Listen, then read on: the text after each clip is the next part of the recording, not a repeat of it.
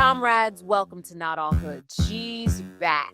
Today's guest is Kimberly Latrice Jones, activist, author, and someone who refuses to let you stay ignorant about how power actually works. You know that viral video where she demolished arguments about economic injustice. Well, that's Kim. She doesn't just teach civics, she teaches power, who has it, and why folks don't want you figuring out how to take it back. Does the president have the real power? Your governor, the mayor, your school board? Well, she's going to help you figure out the machine so you can break it. And we need this right now, right? Because waiting for someone to save us is how we got here. Enjoy the conversation. We can just, as we move on into it, and talk about Missy and her brunches, darling. Here's to the ladies who lunch. Everybody laugh. That is one of my favorite musicals of all time. Really? Company, Sondheim. Oh. Talk about prolific. Now, that's a Yes. whole nother conversation. Yeah, he's like all these producers we talking about on TV, he's that to the stage. He is. He does not, Sondheim does not miss. So the ladies, and you know, is it only ladies who brunch that you do this in the mixed up? Or you just do brunches in It's general? just brunch in general. Yeah. The one that's coming up in particular is at the Moms Talk weekend, so it will be moms there. But the Fork the System brunches are open to everybody. What's it called? Fork the System. Ah, look at you with your play on words. I did not create that. Wow. I wish I could take credit for that. I did not create that. Fork the system. Fork and the so system. you really sit with people and teach them how to fork the system. And to work fork the the system system. because systems have not worked for people historically because they haven't known about a lot of information. Here's a very unpopular opinion, right? Mm-hmm. There are a lot of things that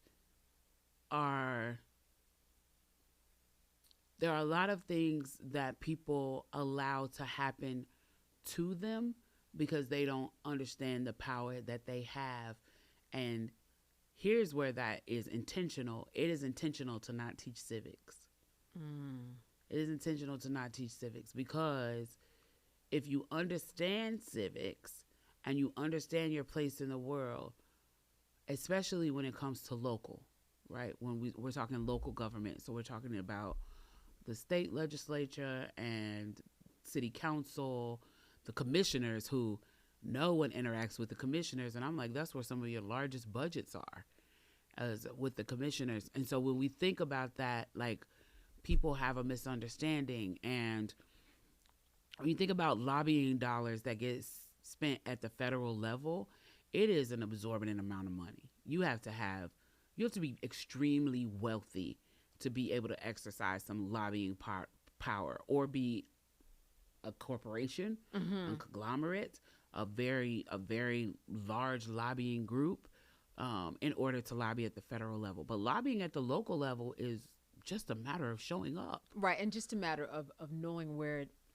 where to be. Right. And knowing how to create the ask, and giving yourself value in the community and cachet in the community that means something. Someone who is consistent about showing up in a very intentional way for the community without any even price point being attached to them, they are very powerful, in the sense that, especially if you have some local cachet and some local credibility and celebrity, like, people understand that, you know, I have over 200,000 followers on Instagram, 100,000 followers on TikTok.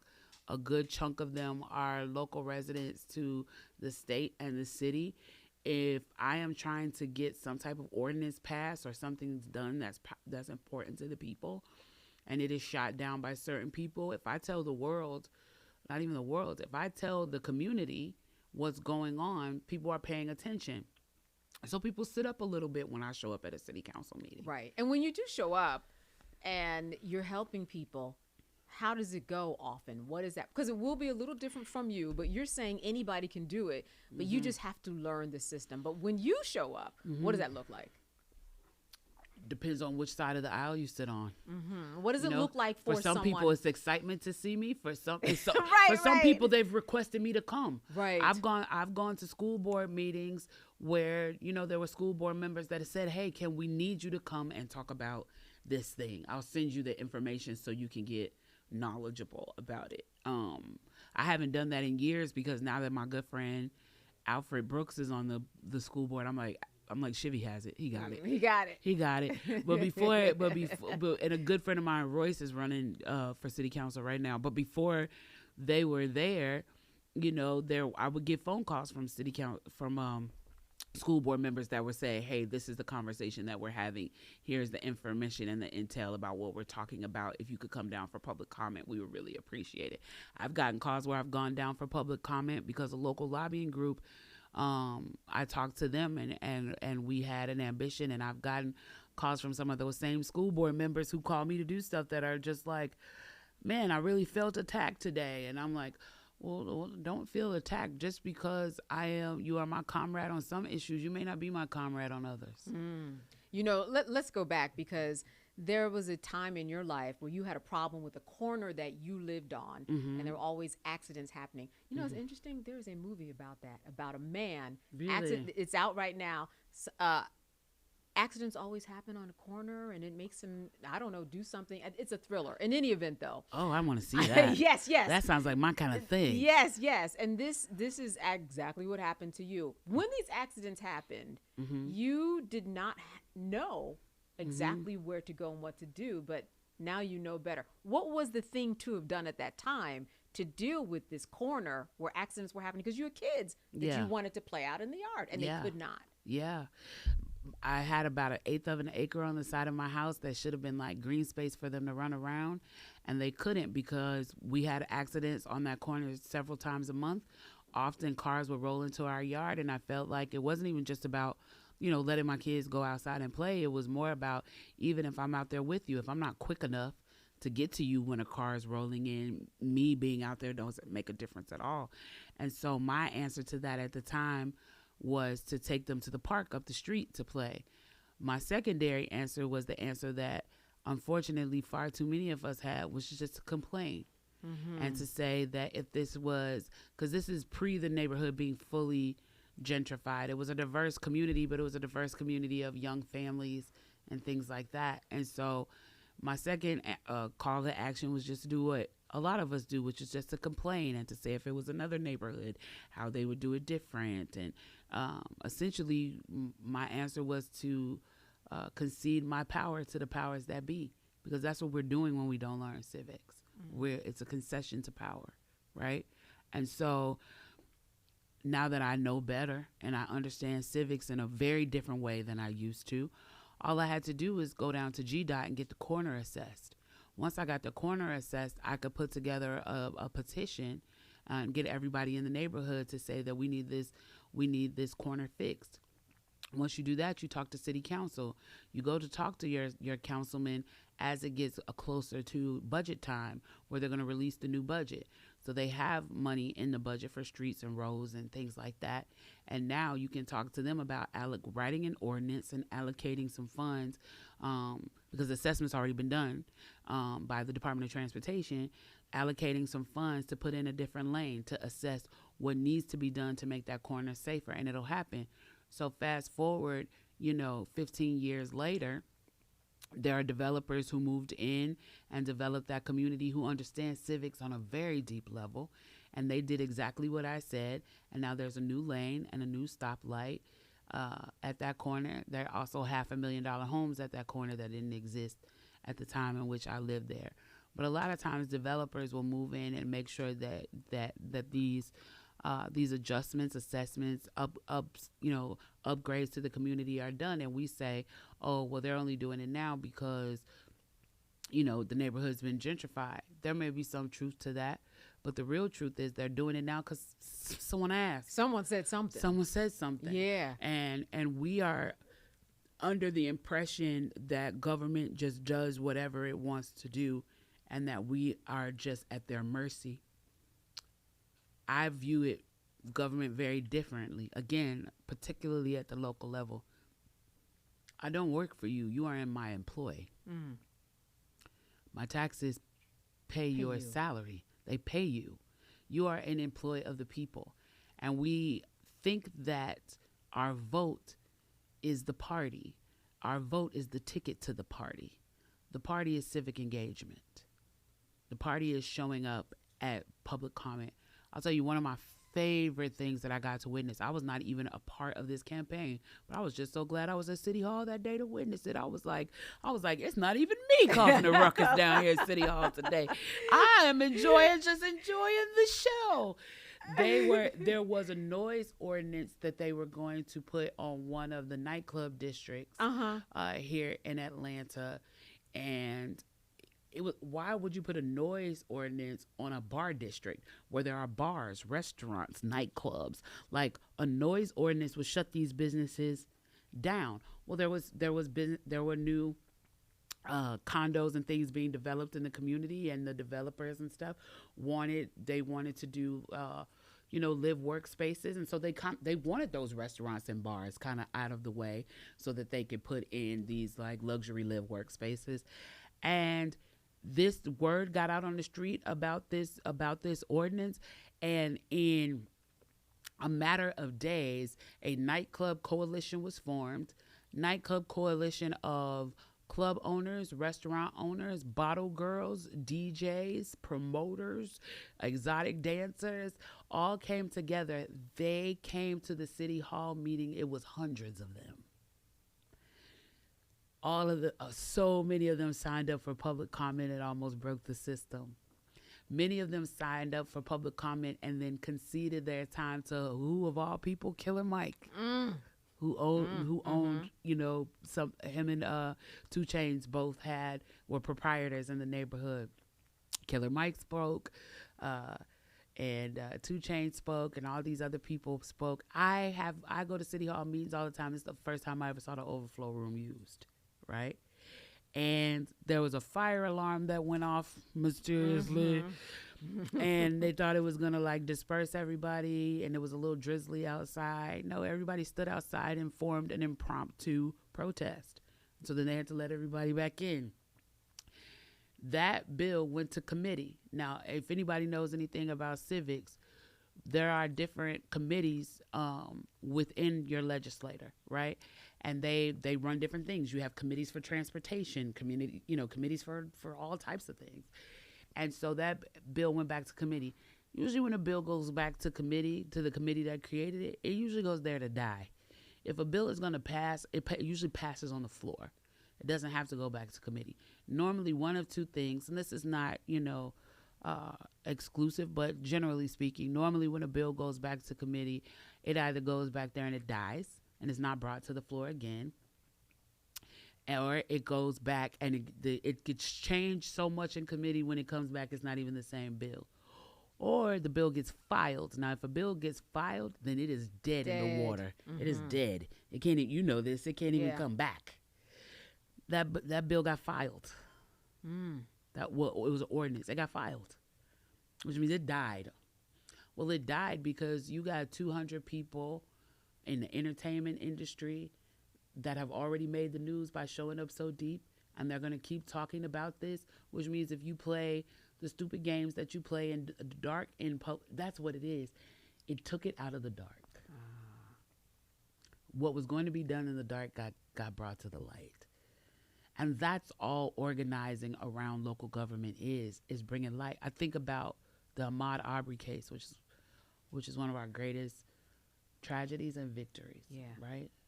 The loss of his life is tragic. But the way in which organizers came together at the time for him is legendary. And really is a benchmark for how organizing should happen. I was glad I was front row for that too. Many of my friends, I participated in my own way. Many of my friends participated, but the reason I say in my own way is because we all did it in waves and pieces. And I'm going to give this game away because I want young organizers to hear this and mimic this. Ahmaud's case was closed.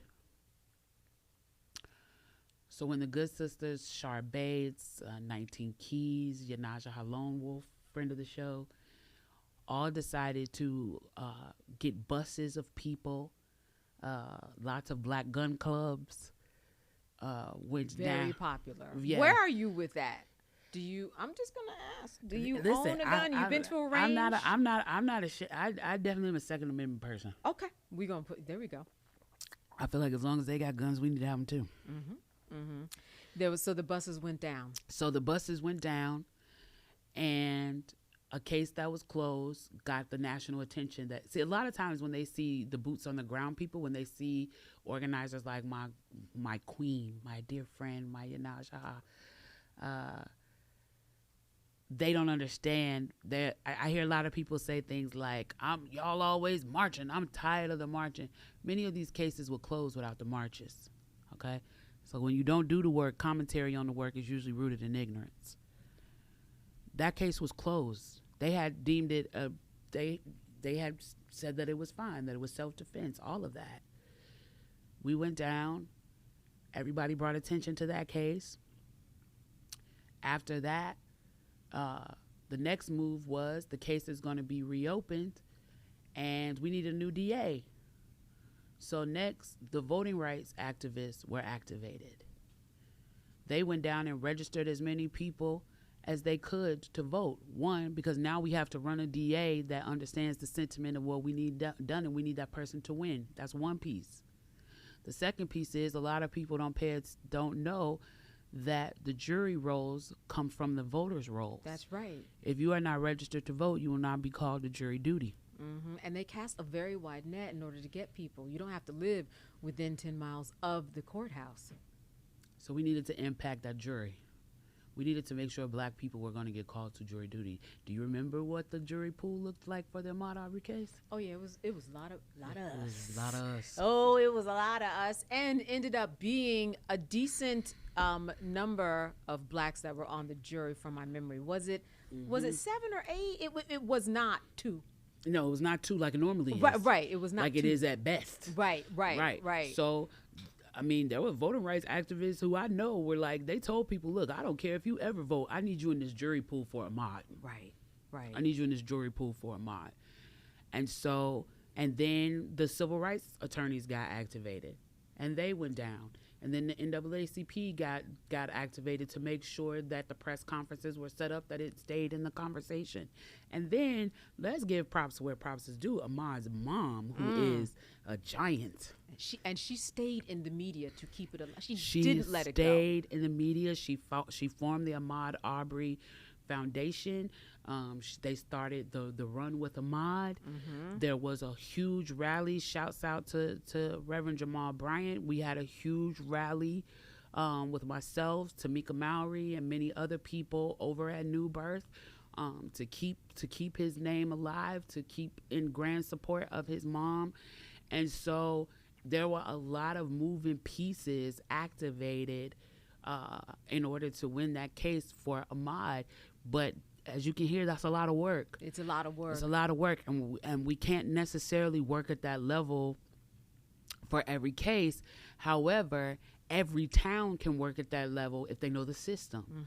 So you don't need a Kimberly Latrice Jones. You don't need a Jamal Bryant. You don't need a Yanajaha, a Shar Bates, a 19 Keys, a Tamika Mowry, in order to get these things done in your town. If you know the blueprint, right, and get it done now as opposed to when it happens, because then you're working only because you're compelled to. But if you organize now and know the people now if we think about that Ahmaud Arbery case, the reason why it went away is because one or two of the shooters knew the DA. They knew the personally, worked in some way with them. One of them did, so they were on the inside. Yeah. So you do have to be on the inside. I had a friend of mine who reached out to me and he said, you know what?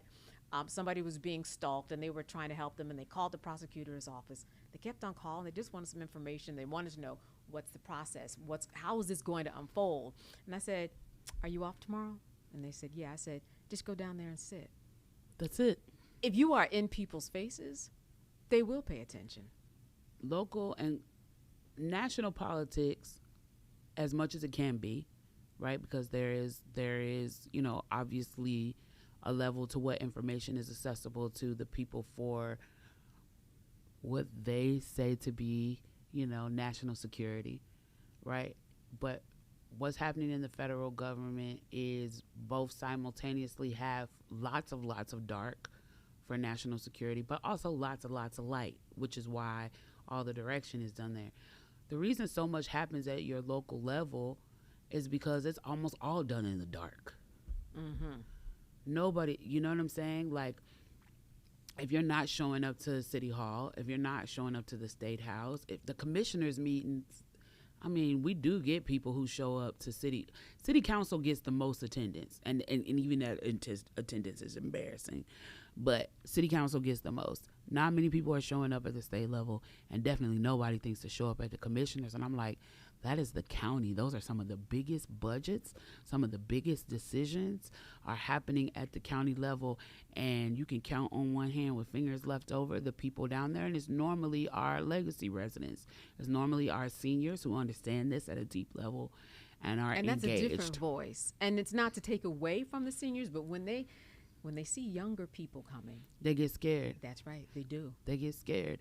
And so also, because guess what? You're going to get in large numbers with young people potentially. Door knocks. Uh-huh. They're They going can to go physically door to they door. can physically go door to door and get petitions signed or make people aware of what's going on. They're sharing information quickly with each other across social media. So before you could even shut it down, it's already gone. The moment they Yes. hit send, it's posted. Mhm. It's gone. And so, you know, this is not that they have so much power, is that they get to operate in the dark.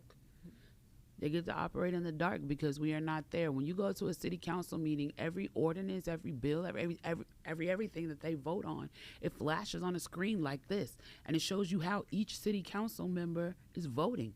It's there. I go down there sometimes. I'm just sitting. I don't even have a reason. I'm not doing public comment, any of that. I just want to see what's going on in the city today. And I just go down and I sit and I watch and I look at the screen and I see how people are voting, and I see people who made promises on the campaign trail, and now this vote doesn't match your deliverables. This vote doesn't match what's on your website. It doesn't It doesn't match what you said on the press conference last week. It doesn't match what you said you were going to do when you were campaigning.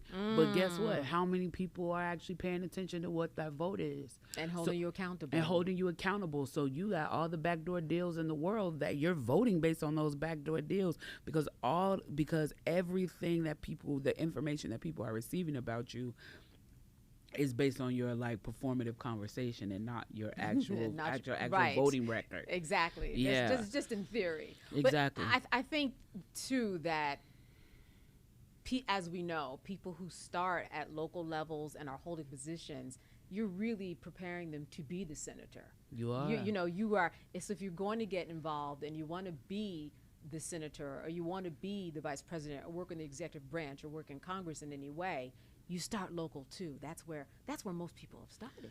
Listen, I one of the civics classes that I did, I was not surprised, but floored when I realized there were adults who did not understand the difference between the State House and the White House. And what I mean by that was they thought all Senate seats were held at the federal level. They didn't know what a state rep was. They didn't know how to make that correlation between federal Congress. So when they're thinking of their state senators and their state House reps, they're thinking those people are serving at the federal level at the White House. They did not. These were adults who didn't understand. One was state, one was federal. They thought all Senate, Congress, state House seats. House seats were federal ones. They didn't understand that I have taught adults. But that lets you know about their voting record, because if they were voting at all of them, they would have to see. Even if they're voting, they're just going in and they're pressing anytime they see a Democrat. I got you. And they're not paying attention to the details of it. So they think all these people that they're voting for are going to DC to represent them.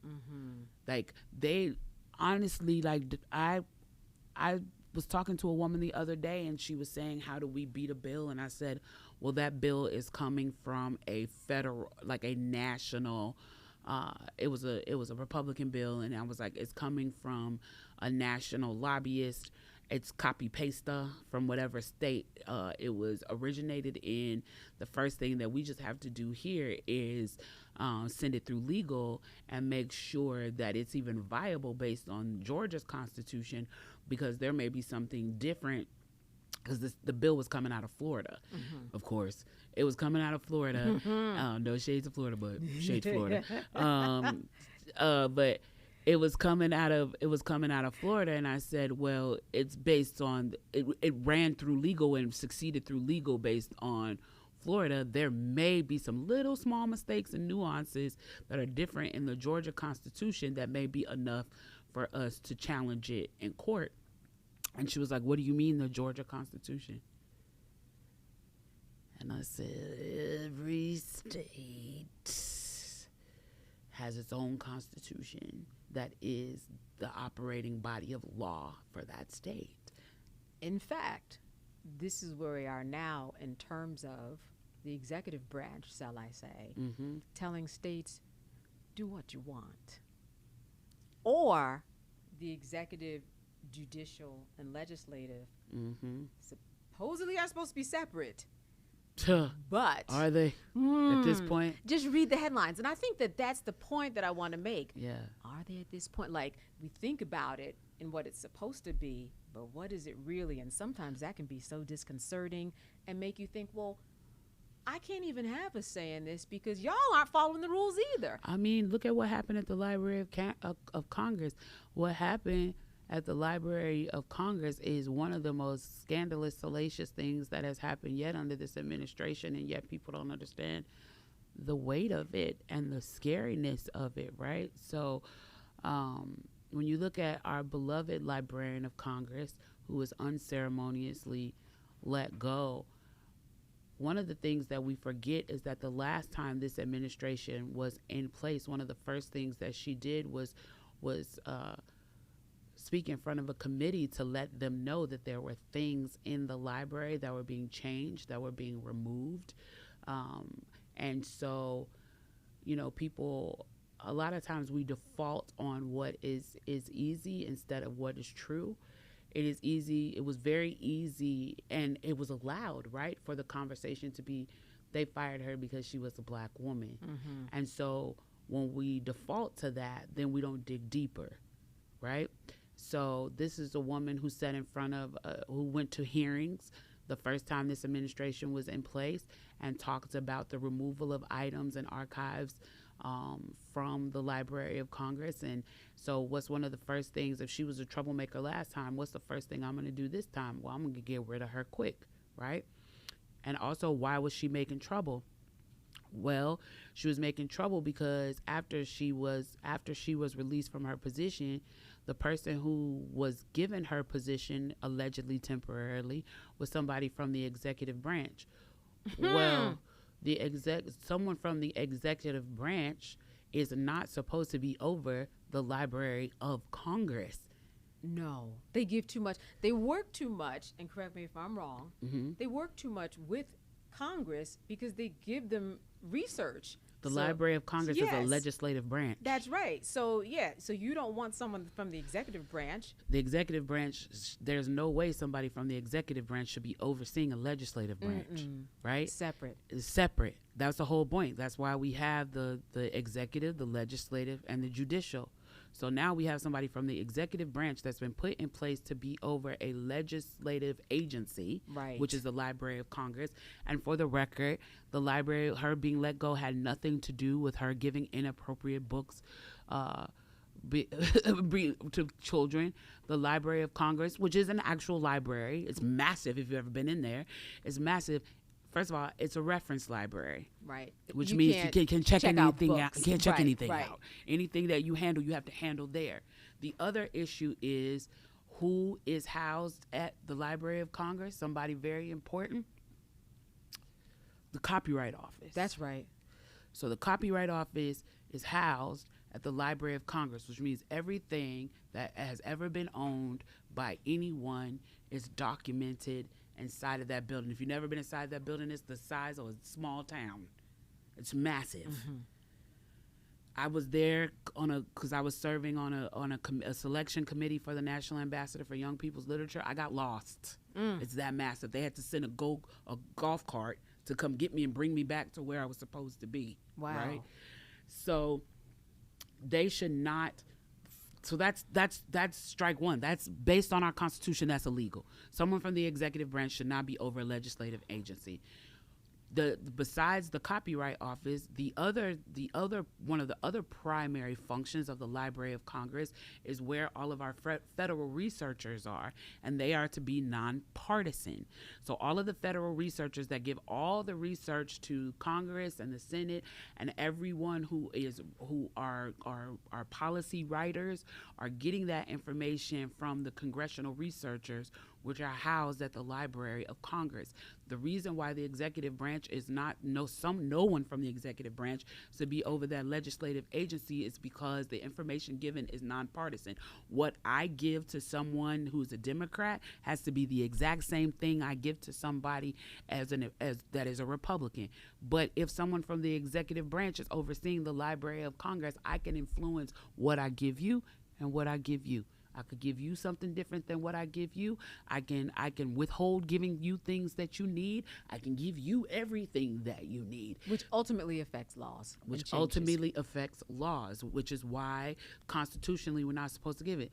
The Library of Congress also serves as a historical database for everything American that has ever happened. All of our papers, the Constitution, everything that's ever been copywritten, every book that's ever been written, every law that's ever been passed is all housed there. The executive branch started under the guise of someone from the executive branch running the library. They started to remove things. You cannot remove things from the historical database that is federally registered. It was one of the most fascist things that happened, and everybody defaulted it to they fired her because she's a black woman.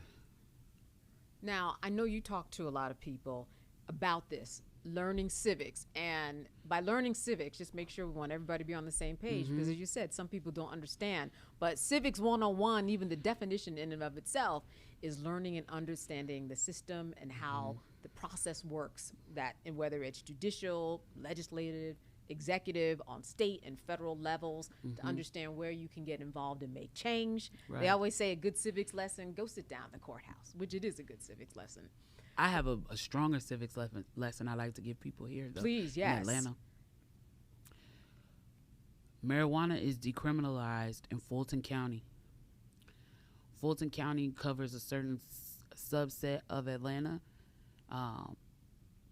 and it doesn't cover a certain subset of Atlanta that's DeKalb County. Now, DeKalb has a decrim bill now, too, but in previous years, DeKalb did not have a decrim bill, which means that when you crossed over from Fulton County into DeKalb, which if you are on the corner of Memorial and Candler, right? So you leave now Fulton County and you're now in DeKalb County, even though you're still in the city of Atlanta.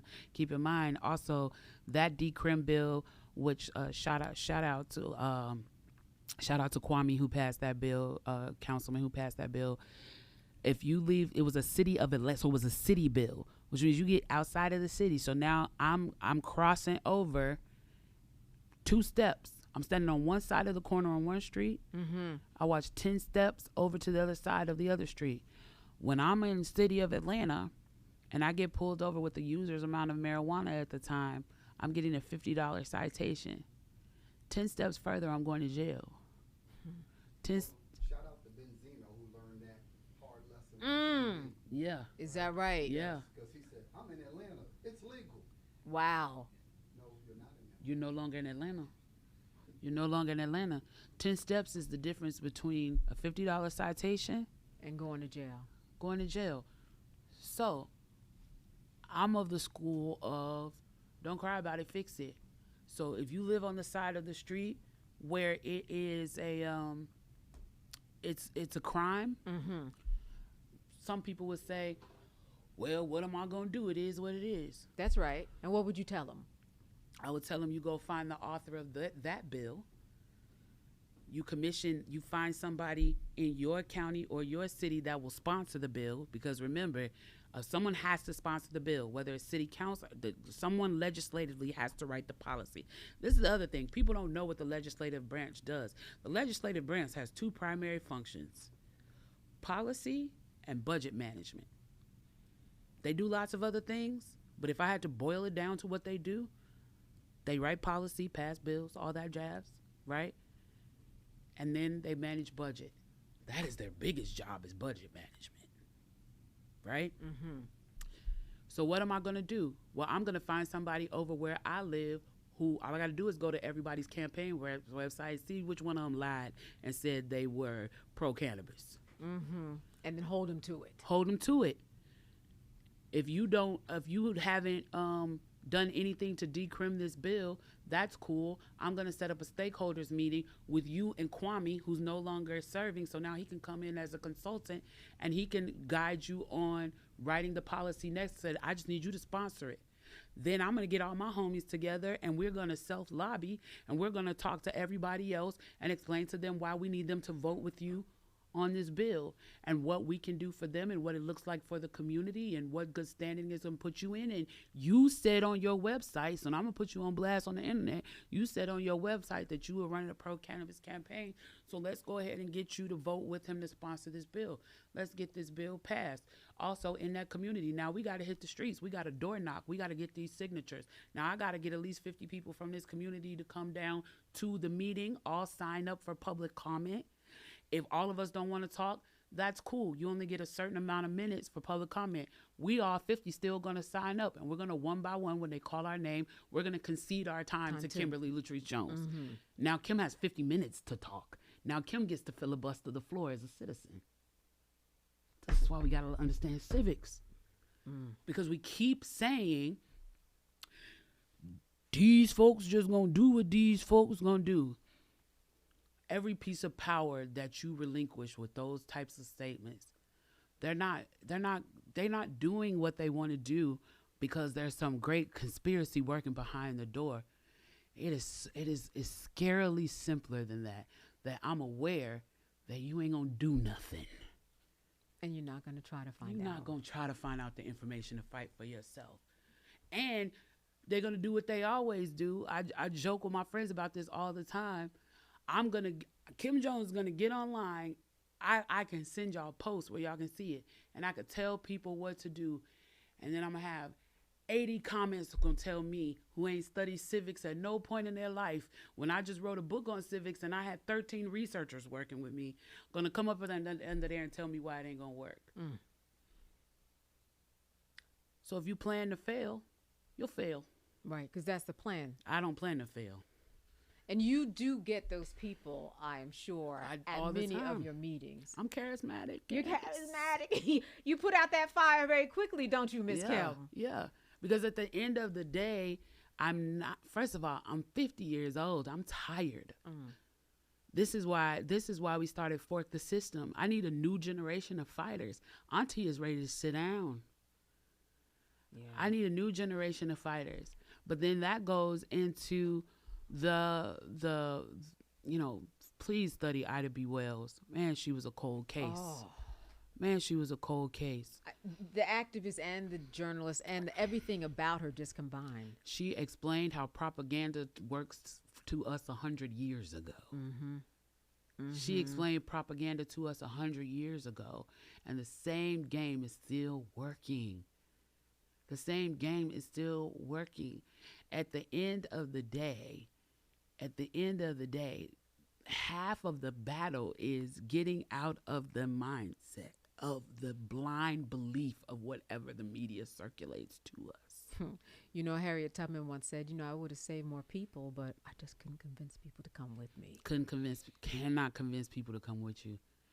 So many people, I watch so many people now, and I'm like, I'm certain you would have been left behind. I think what other people also don't understand is that if you do decide to take a position, it is hard to get on boards of eds and commissioners and all that, but I don't think it takes as much money as people think. I mean, you can win an election for I joke when I say this, $8.67. When I tell you it doesn't take much to win a local election, Yeah. also because people don't come out for local. Listen, we show up in droves with great pride for federal election. Everybody right now is complaining about how much Georgia Power has hustled us and overcharged us. There's a whole lawsuit about how Georgia Power overcharged us. But 4 months ago, when there was a bunch of us trying to engage and activate people because the energy commissioner seat was coming up, and we were telling people, these are the people that affect, like this seat right here, that this seat determines what kind of monopolies are allowed to come in town, how your bills are being raised, how we're utilizing resources, where we are talking to the state, the commissioners, the city, in terms of channeling money. Because remember, the second biggest thing they handle is budgets. If I told you the numbers in the city that came out for that election, it is embarrassing. And then after the election was over, then all of this stuff started coming out about how Georgia Power had overcharged us and what are we going to do? And I'm like, what do you mean what are we going to do? The election was 4 months ago. And a handful of y'all showed up. So someone's listening right now and they're thinking, okay, that sounds good and simple, but I have a job. I have 2 jobs. In fact, I've got 3 jobs. I've got 3 jobs and 3 kids. I've got a drug-infested neighborhood. I've got the high power bill. I'm trying to keep food on my table. I can hardly afford eggs. I'm doing this on my own, by the way. My car just broke down. Like, it piles up, and I'm wondering, how do you tell someone like that? Yeah, but get involved, and these small changes can make a big difference in your life. Where does one even begin? As you said, so many people don't even know. Oh, there's state senators, and then there's federal, national senators. Well, the first thing we have to do is change the mindset. And surprisingly, is not what people think. People, first of all, people want to change the mindset of it matters. No, the first mindset we have to change is our trauma, our cultural, for us specifically Black people, our cultural trauma-based mindset of I got to worry about me and mine. I came here by myself, and I'm going to leave here by myself. That is my least favorite statement of all time. Because you know what I say to people when they say that? You ain't came here by yourself. You came here literally attached to your mother. They had to cut your umbilical cord to separate you from her. You came here based on the nourishment that she gave you. If she drank water, you drank water. If she rested, you rested. If she ate, you ate. If she was healthy, you were healthy. If she was sick, you were sick. You didn't come here by yourself. You don't leave here by yourself. And you don't survive here by yourself. So the first thing we have to do is get out of this mentality of by myself. I don't expect a single mom, as Reba says, a single mom who works 2 jobs, little kids, and never stop. I don't expect her to be down and do all of this. What I do say is find 15 other moms just like you in your neighborhood, and then you each take a small task. I'm off on Thursdays. School board meeting is on Thursdays. I'm going to hit the recorder on my phone. It's my only job is to sit at that meeting Thursdays. And I might not be able to do it every Thursday, but I'm going to do it every other Thursday. I'm going to commit to doing it every other Thursday. And I'm going to sit and I'm going to record. Now, we're going to activate with a mom who lives across town who is a retired mom. I'm going to get in the Facebook mommy group and find a woman.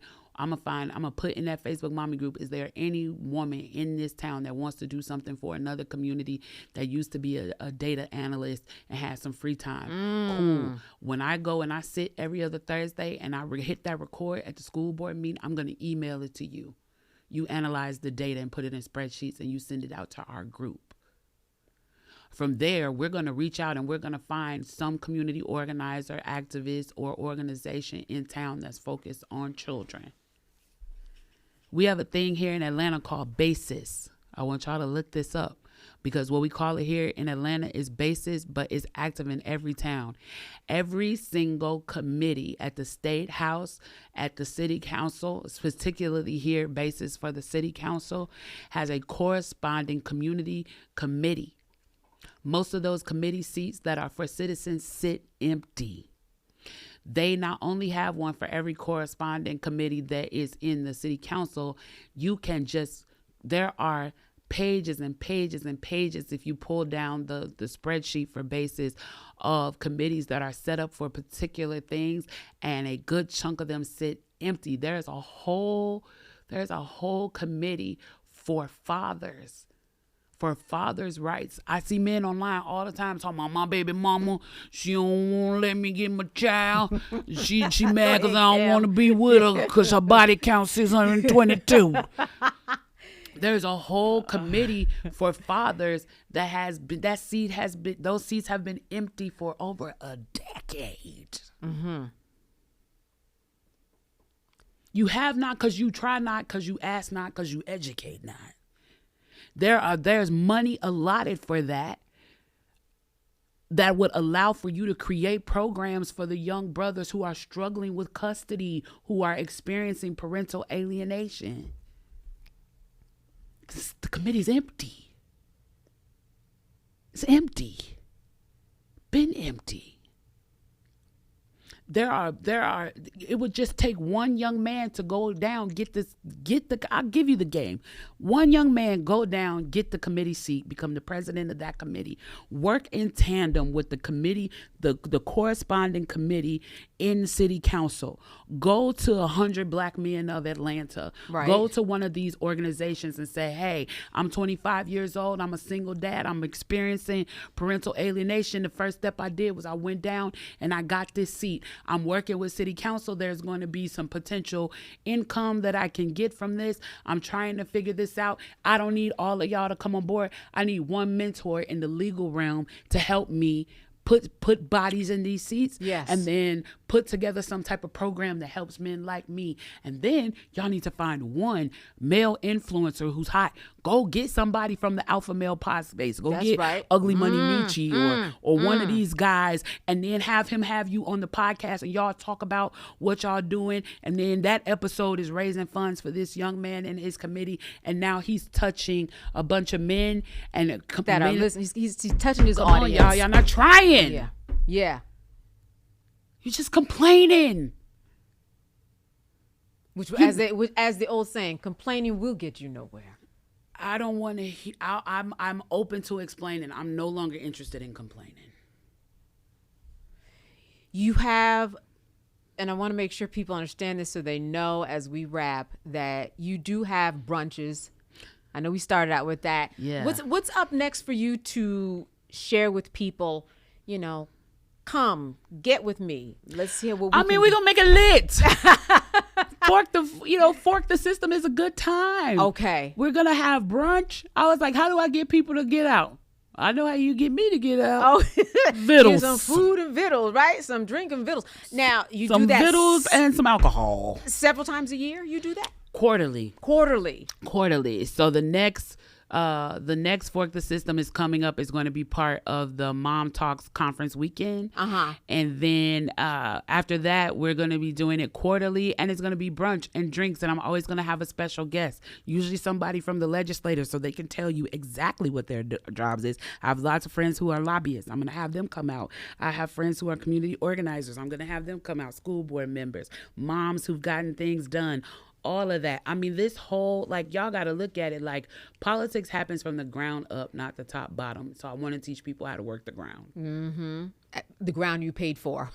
Yeah, because every lipstick, lotion, everything you bought been taxed. Right. It's all been taxed. So it's like, and that's, all of that is part of a greater project and system that I'm working through called chemistry. Oh. And I like your little play on words there, Kimmy. Yes. So it's chemistry based on my name. And it's really, listen, anybody who knows me, I'm not saying anything that's out of the way. Y'all know I love all the people, but I'm focused on the development of Black folks. Mm-hmm. And the whole system of chemistry is we were attacked in so many different directions. That's what I broke down in my book, How We Can Win Race History and Changing the Money Game That's Rigged, is that we were attacked from so many different spaces. I as an individual, nor can my organization cover all those spaces, but there are specific spaces in which I have a special connection and concern and care. And one is our mental health and wellness. And is that under the chemistry umbrella? That is under the chemistry umbrella. So is Fork the System. Okay. And so is Vocation Ventures. So those are my 3 ways in which I'm trying to attack it. Chemistry is about our health and wellness. Fork the System is about teaching civics. And then Vocation Ventures is getting young men, women, and underemployed men and women back into trades, electrical work, plumbing, things like that. Because the fastest growing set of millionaires in the U.S. are tradesmen. And we know that when someone comes to fix our stove and refrigerator. You ever had to pay a plumber? And you're like, wait, so you like, am I sending your child through school because a pipe broke? Yeah, right. I have to pay you to come out, then for the work, and then if you say it's and the okay. parts that you are getting for $2 and you charging me $200. Girl, listen, I want to open up the floor because you being the person who can tell us all things civics, I want to ask, we got some people in the room. Any questions, people, for the civics-minded people who have questions for Kimberly? They're like, we don't care. Just kidding. Actually, I'm interested in to go back and go on. So, what was the seat that you said was open? The young man. What was that?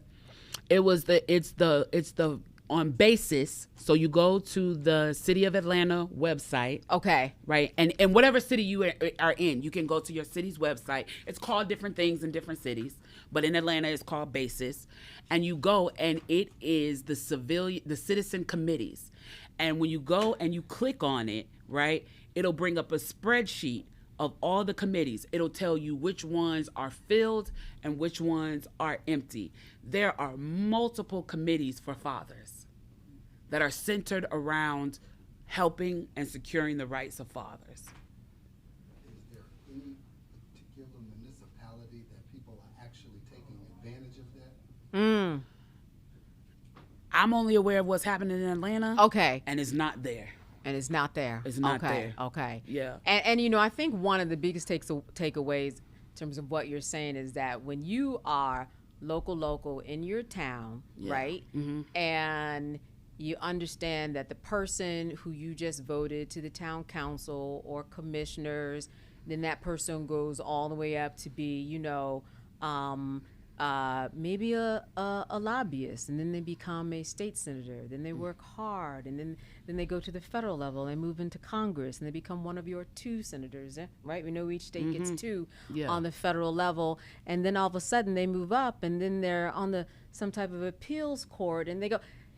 You could have ultimately been on your local level, standing next to them at the Dunkin' Donuts buying coffee. This is the same person. It's the same person who works their way up. They're within your reach. They're within your reach. They're at your fingertips. I'll never forget when my dear friend, State Rep Park Cannon, when that unfortunate situation happened with her, where she knocked on the door where the bill was being signed, and she was severely mishandled and taken to prison. I was not there at the State House when that happened. Where I was there, though, which is some great videos, and I'll post them on my page today, some great videos where I was there, though, that me and a bunch of my friends organized to be outside of that jail where she was, and we were out there about 100 deep telling them to get her out, and that was great because that got the national news there, which is what we needed. What was even greater was one of our frontline homies that we've been friends with forever was now serving in Warnock's cabinet.